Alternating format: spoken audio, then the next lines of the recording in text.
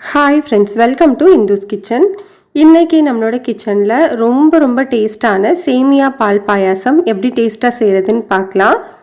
எவ்வளோ நேரம் ஆனாலும் கெட்டி ஆகாமல் ரொம்ப டேஸ்ட்டாக செய்கிறதுக்கான டிப்ஸ் எல்லாமே உள்ளே இருக்குது. ஸோ வீடியோவை ஸ்கிப் பண்ணாமல் ஃபுல்லாக பாருங்கள்.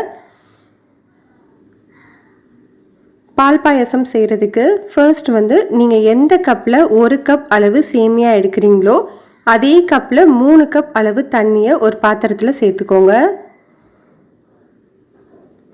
இப்போ இந்த தண்ணியை நல்லா கொதிக்க வச்சுக்கணும். இந்த பாத்திரத்தை வேற ஒரு ஸ்டவ்வுக்கு மாற்றிக்கலாம்.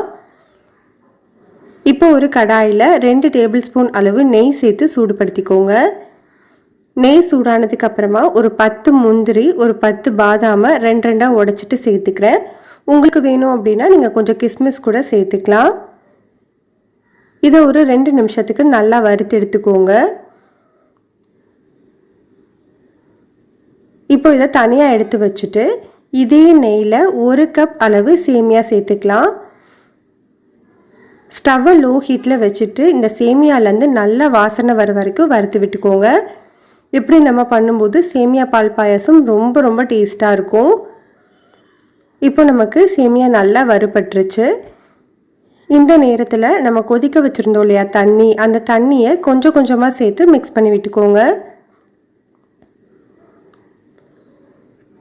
தண்ணி சேர்த்ததுக்கு அப்புறமா நல்லா ஒரு முறை மிக்ஸ் பண்ணிவிட்டு ஸ்டவ்வை மீடியம் ஹீட்டில் வச்சு 3லேருந்து 4 நிமிஷத்துக்கு வேக வச்சுக்கோங்க. ஒரு 4 நிமிஷத்துக்கு அப்புறமா சேமியா இந்த அளவுக்கு நல்லா வெந்து வந்திருக்கு.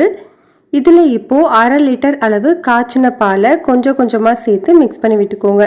பால் நல்லா திக்கான பாலாக சேர்த்துக்கோங்க. அப்போ தான் நம்மளுக்கு டேஸ்ட் ரொம்ப நல்லாயிருக்கும். நான் இப்போ மொத்தமாக 1/2 லிட்டர் அளவு பாலையும் சேர்த்து மிக்ஸ் பண்ணிட்டேன். இது ஒரு 2லேருந்து 3 நிமிஷத்துக்கு நல்லா கொதிக்கட்டும். கொஞ்சம் நல்லா கொதித்து வந்ததுக்கு அப்புறமா இதுக்கு தேவையான அளவு சர்க்கரை 1/2 கப் அளவு சர்க்கரை சேர்த்துக்கிறேன். மெஷரிங் கப்பில் தான் 1/2 கப் அளவு சர்க்கரை சேர்த்துருக்கேன். உங்களுக்கு வேணும்னா நீங்கள் நாட்டு சர்க்கரை கூட சேர்த்துக்கலாம். இது கூட 4 ஏலக்காயை தட்டிட்டு சேர்த்துக்கிறேன். நீங்கள் ஏலக்காய் தூள் சேர்க்குற மாதிரி இருந்தால் 1/2 டீஸ்பூன் சேர்த்துக்கோங்க. இப்போ இந்த சர்க்கரை நல்லா கரையிற வரைக்கும் நல்லா மிக்ஸ் பண்ணி விட்டுட்டு நம்ம வறுத்து வச்சுருந்த முந்திரி பாதாமை சேர்த்து நல்லா கலந்து விட்டுட்டு ஸ்டவ் ஆஃப் பண்ணிக்கலாம். அவ்வளோதான், நம்மளுக்கு ரொம்ப சிம்பிளான ரொம்பவே டேஸ்டான சேமியா பால் பாயாசம் ரெடி. இந்த மெத்தடில் நீங்கள் செஞ்சு பாருங்கள். எவ்வளோ நேரம் ஆனாலும் உங்களுக்கு அது கெட்டி ஆகாமல் இதே கன்சிஸ்டன்சியில் இருக்கும். இந்த ரெசிபி உங்களுக்கு பிடிச்சிருந்தா லைக் பண்ணுங்கள், ஷேர் பண்ணுங்கள், கமெண்ட் பண்ணுங்கள், சப்ஸ்கிரைப் பண்ணிக்கோங்க.